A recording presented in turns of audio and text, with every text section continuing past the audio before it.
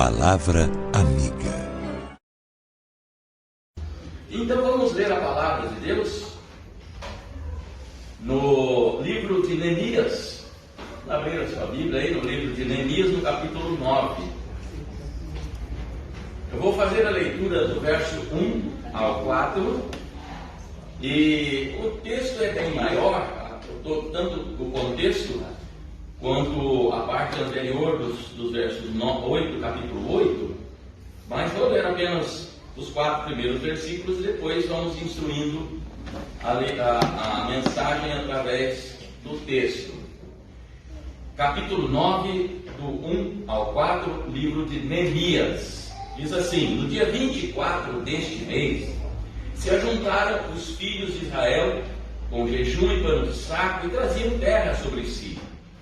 Os da linhagem de Israel se apartaram de todos os estranhos, puseram-se em pé e fizeram confissão dos seus pecados e das iniquidades de seus pais.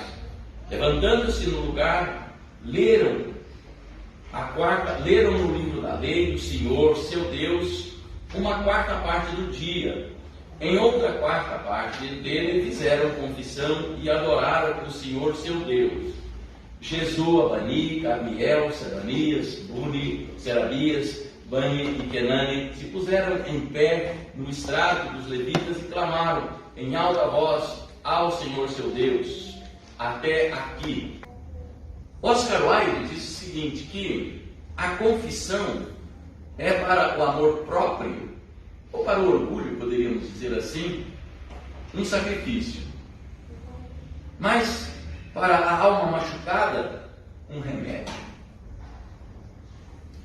Então, a mensagem de hoje, irmãos, eu vou falar sobre adoração, sobre louvor, sobre confissão.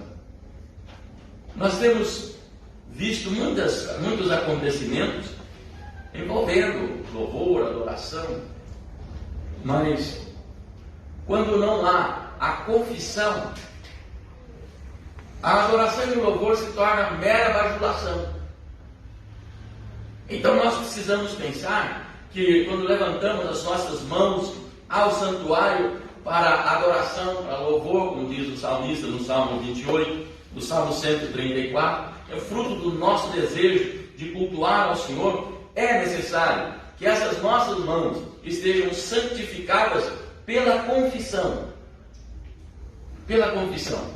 Não é à toa, não é por mera coincidência que na nossa ordem litúrgica, o louvor, a adoração vem depois do momento de confissão. Por quê, meus irmãos? Que quando você chega diante de Deus para louvar o Senhor, para adorar o Senhor, se o seu coração não estiver isento de quaisquer culpas, Deus provavelmente não vai aceitar a sua adoração. Então, a confissão deve ser espontânea e sincera, resultado de um coração verdadeiramente contrito, ou seja, arrependido e compungido, mais que enternecido ou sensibilizado diante de Deus, tendo um profundo desejo de amor e serviço ao próximo, conforme Paulo fala a Timóteo no capítulo 2, versículo 8. Caso contrário, irmãos, recairá sobre nós o vaticínio do profeta Isaías. Vaticínio é uma palavra ainda antiga, do tempo de antanho, né, como eu costumo dizer. Vaticínio é predição, é uma promessa ou é uma profecia feita por Isaías, quando ele diz que havia um horror de Deus frente aos cultos prestados a ele, porém manchados de soberba, desobediência e falta de amor ao próximo. Eu creio que nós, não sei se estava na liturgia de hoje, pelo dito Miguel, a leitura de Isaías. Nós lemos? Não. Se não, eu vou pedir para você ler. Em Isaías 1, de 18 em diante, 18 a 20, há realmente uma imprecação a respeito disso. porque o Senhor chama ao povo à confissão, ao arrependimento, para que assim pudesse desfrutar da bênção, do perdão e de tudo o melhor da terra.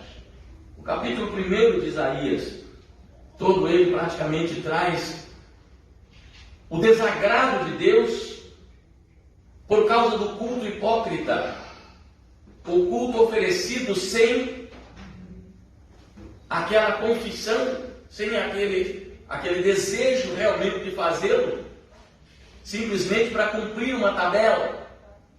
Por favor, presbítero Miguel.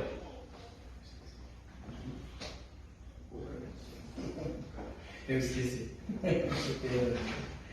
Vinde, pois, e arrazoemos, diz Senhor, ainda que os nossos pecados sejam como a escarlata, eles se tornarão brancos como a neve, ainda que sejam vermelhos como o carmesim, se tornarão como a lã.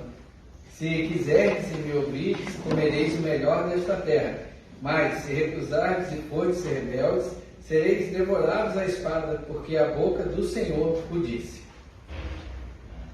A boca do Senhor disse. Ou seja, aquilo que nós vemos e fazemos diante de Deus precisa ter uma conotação de sinceridade, de arrependimento. Veja o que no versículo 15, ainda esse mesmo texto, versículo 15, Isaías diz: pelo que, quando estendeis as vossas mãos, escondo de vós o rosto, escondo de vós os meus olhos. Sim, quando multiplicais as vossas orações, não as ouço, porque as vossas mãos estão cheias de sangue. Deus odeia tanto o pecado da soberba, da desobediência. Deus odeia o pecado da rebelião, que comparou isso à feitiçaria e à idolatria. Tem, porventura, o Senhor tanto prazer em holocaustos e sacrifícios, como em que se obedeça a palavra do Senhor? Eis que o obedecer é melhor do que sacrificar, e o atender melhor do que a gordura de carneiros, porque a rebelião é como o pecado de feitiçaria, e o porfiar, ou seja, discutir, o contender com Deus, é como a iniquidade e idolatria. Essas são palavras do profeta Samuel para um rei que havia exatamente feito aquilo que Deus não queria que ele fizesse: sacrificar a Deus, quando essa tarefa era do sacerdote. E veio com essa cobrança. Por isso, meus irmãos, quando quisermos a atenção de Deus e o retorno favorável do seu rosto para nós, ao olhar nos nossos olhos, melhor é atentarmos para aquilo que o salmista diz. E ele diz assim: ó Senhor, põe as palavras certas na minha boca, e eu te louvarei. Tu não queres que eu te ofereça sacrifícios, tu não gostas de ofertas queimadas em tua honra. Ó Deus, o meu sacrifício é um espírito humilde. Tu não rejeitarás um coração humilde e obediente. Salmo de número 51, verso 15 ao 17. A Bíblia é uma linguagem de hoje, para ficar mais claro. Por isso, irmãos, nós podemos continuar adorando a Deus, podemos continuar louvando ao Senhor, confessando a Ele, mas aprendendo tudo isso com a confissão de Israel. Por quê? Disse no início que a nossa liturgia segue um rito muito específico. Lembrando que Deus quer do seu povo aquela exatidão, porque Deus é santo, Deus é perfeito e Deus quer de nós o melhor. Quando os israelitas chegaram à conclusão de que eles não poderiam viver como nação, porque já estava desbaratado, já havia sido morto muito dos povos ali, que eram membros daquela comunidade judaica, morreram muitos, foram mortos lá também no exílio, e eles não podiam viver livres e felizes sem a bênção de Deus, assim como nós também não podemos viver livres e felizes sem os favores do nosso Deus. E assim, ao descobrirem isso, eles tomaram a inequívoca decisão Eles tomaram aquela decisão de recorrerem aos sentimentos paternais de Deus, através da confissão, procurando sensibilizar Deus, aquela unção maravilhosa através desse perdão, usando ali uma confissão sincera de maneira nacional. Porque no momento em que sente que a sua terra estava desolada, que recebe a notícia de que Jerusalém estava destruída, seus muros derribados, as pedras queimadas e tudo mais, Neemias põe-se de joelhos diante do Senhor e faz uma confissão. Ele, particularmente, confessa o pecado da sua nação. Mas agora, meus irmãos, depois de haver feito todas aquelas coisas que havia de ser feita na restauração da cidade, do templo e tudo mais, era hora de o povo sentir a necessidade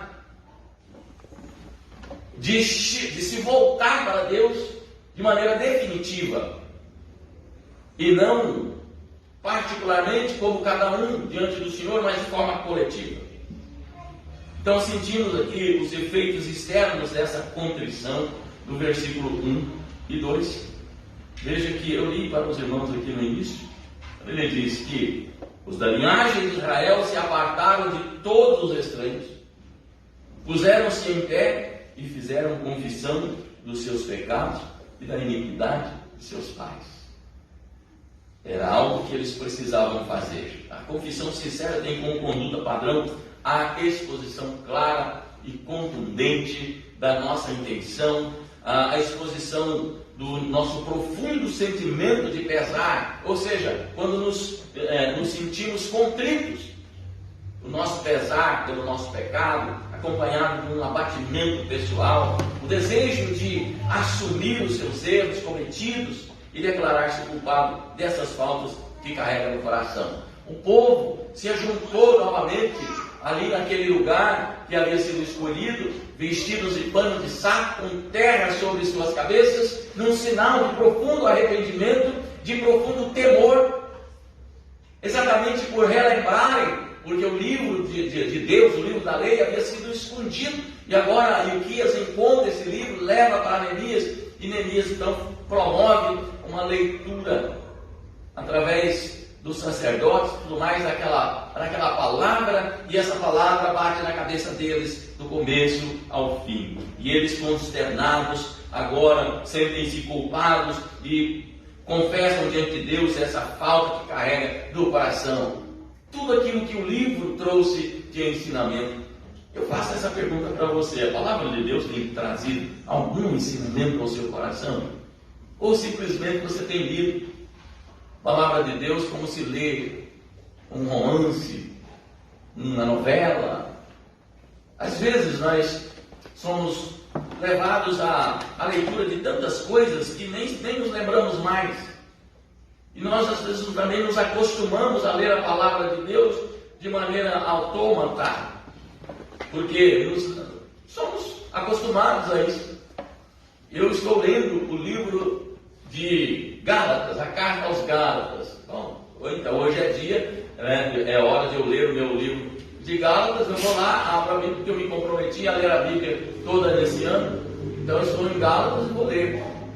Mas se alguém perguntar o que estava escrito lá, você é capaz de reproduzir? Talvez hoje, pela nossa idade, alguns já não conseguem mais gravar na mente, o HD está meio cheio, não conseguem gravar. Eu confesso aos irmãos que já estou chegando a essa dificuldade. Coisas que eu me lembro de 4, 5, 6, 7 anos de idade, hoje eu esqueço com 6 horas de passar. Entretanto, irmãos, em Israel, o costume era jejuar, vestir-se de roupa rude, colocar terra sobre a cabeça. E isso eles fizeram, e nesse caso ainda mais, como uma forma clara e evidente de chamar para si toda a responsabilidade do momento. O povo se separou dos estrangeiros. Separou. E aqui o termo separar é exatamente mandar embora. mandar embora. E quando se fala de estrangeiros, são as mulheres e os maridos. De modo que o povo, além de confessar os seus pecados, também declarou as iniquidades passadas de seus pais.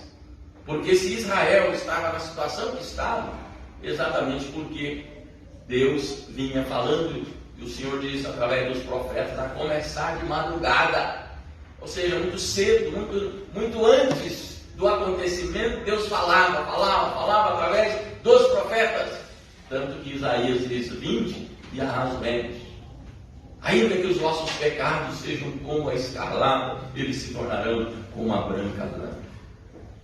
E o povo nunca deu ouvidos e passou agora a esse estágio de cativeiro para o estágio de confessores das suas culpas e seus pecados.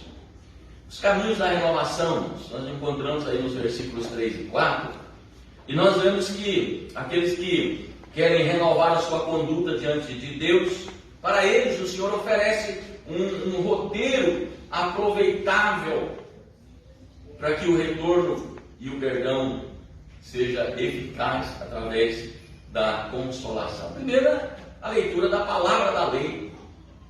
Eles leram na palavra de Deus uma quarta parte do dia, do amanhecer até ao meio-dia. Porque nessa época o dia era dividido em 4 partes. E das 6 da manhã ao meio-dia leram no livro. E então, irmãos, Deus pode declarar que real estado as coisas encontram-se na nossa alma quando nós fazemos a leitura da palavra de Deus sistematicamente, buscando na palavra de Deus aquilo que Ele tem para nos falar. A palavra de Deus vai diagnosticar a nossa situação, apontando o caminho a seguir. Essa mesma palavra fala e nos ensina como devemos nos conduzir daqui para frente. Quais as precauções que devemos tomar e em que devemos confiar no nosso coração. É a palavra de Deus. O que o salmista diz lá no Salmo 119, versículo 105? Lâmpada para os meus pés é a tua palavra e luz para os meus caminhos. Segunda coisa que nós sabemos do caminho da renovação é a confissão. E essa confissão é uma confissão exaustiva, pormenorizada diante dos pecados cometidos. Nas nossas reuniões de oração, nossas reuniões quando nós falamos, vamos confessar, vamos fazer confissão dos nossos pecados, qual é a nossa expressão mais usual? Ó Deus, perdoa as multidões dos nossos pecados, como se tivéssemos acumulado sobre os nossos ombros milhares e milhares de sacas de pecado. Mas muitas vezes o seu pecado é um só. E você não nomeia esse pecado diante de Deus e ele continua no seu coração. Portanto, essa confissão exaustiva deve ser contada diante de Deus para que o pecado seja perdoado. Por quê? Porque o pecado tem nome, tem data, tem lugar, efeito e vítimas. Vítimas também, é preciso detalhar Deus dessas coisas, mas Deus não precisa de nossa confissão extensiva ou extenuada, mas nós necessitamos para que fiquemos envergonhados do que fizemos, senão vamos logo fazer de novo. Exatamente isso. Pecado não confessado muitas vezes é pecado repetido. Quando nós confessamos diante de Deus e não sentimos o seu perdão, não recebemos o seu perdão, certamente vamos cair novamente. Mas o terceiro passo para esse caminho da restauração é adorar intensamente.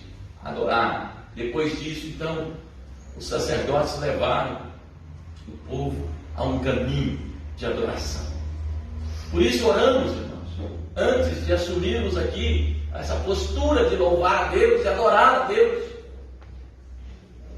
Senhor, perdoa os nossos pecados, aceita-nos na tua presença, recebe agora a nossa adoração, recebe o nosso louvor.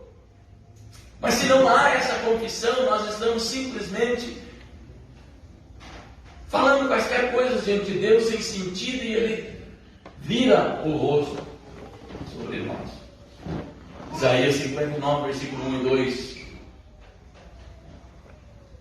O autor diz assim: eis que a mão do Senhor não está encolhida, e nem encoberto o seu rosto para não poder nos atender, mas as vossas iniquidades fazem separação entre vós e o vosso Deus, e faz esconder o seu rosto de nós, de maneira que não nos ouve.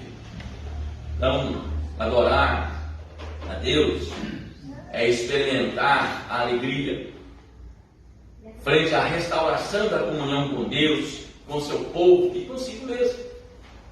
Então, há certas coisas que nós precisamos observar.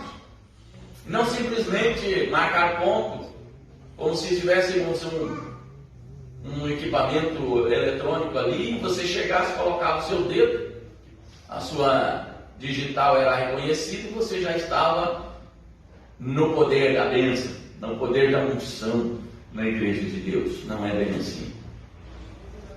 Nós precisamos lembrar que quando falamos com Deus, quando estamos diante de Deus, devemos não esconder nada de Deus, muito embora Ele saiba tudo. Adorar aberta e livremente em receio, como Davi, o rei Davi, que dançou em frente à arca do Senhor. Quando a arca estava presa pelos filisteus, havia sido sequestrada pelos filisteus, e agora Israel leva de volta a arca para a sua cidade, para o lugar dela. Davi, com toda a alegria de coração, vai agora diante do Senhor e dança de alegria, vendo a arca do Senhor ali, que a arca era a própria, era a presença do próprio Deus, ou Deus representando ali o seu poder. A alegria que contagia o nosso coração deve nos fazer sentir liberdade para adorar, liberdade para essa adoração sincera, voluntária, e uma adoração absolutamente pessoal, essa experiência única e intransferível dentro do nosso coração. Mas outra coisa que aprendemos aqui dentro desse caminho para a restauração é o clamor diante de Deus. Diz no versículo 4: e clamaram em alta voz ao Senhor seu Deus. Meus irmãos, pode parecer exagero, pode parecer algo que está fora de contexto, mas quando se quer algo, quando se deseja alguma coisa, você paga o preço por aquilo. Você paga um preço. E esse preço muitas vezes é um preço alto para se obter. Para quem está fora da experiência do desejo, pode parecer um excesso, mas não para quem necessita intensamente. E eu faço-vos lembrar daquele momento em que Jesus está em um determinado lugar e uma mulher cananeia chega diante do Senhor e fala que ela precisava ser atendida porque a sua filha estava horrivelmente endemoniada. E aí Jesus fala: não estou nem aí, você não pertence ao meu povo. E a insistência daquela mulher vai levando diante dos homens e dos discípulos que estavam ali a um final, no mínimo constrangedor, porque Jesus diz: mas eu não posso jogar o pão, tirar o pão da boca dos filhos para dar para os cachorrinhos. E ela então diz: Senhor, eu sei disso, mas os cachorrinhos comem das migalhas que caem da mesa do seu Senhor. E aquele diálogo vai aumentando até o ponto de Jesus dizer: mulher, grande é a tua fé.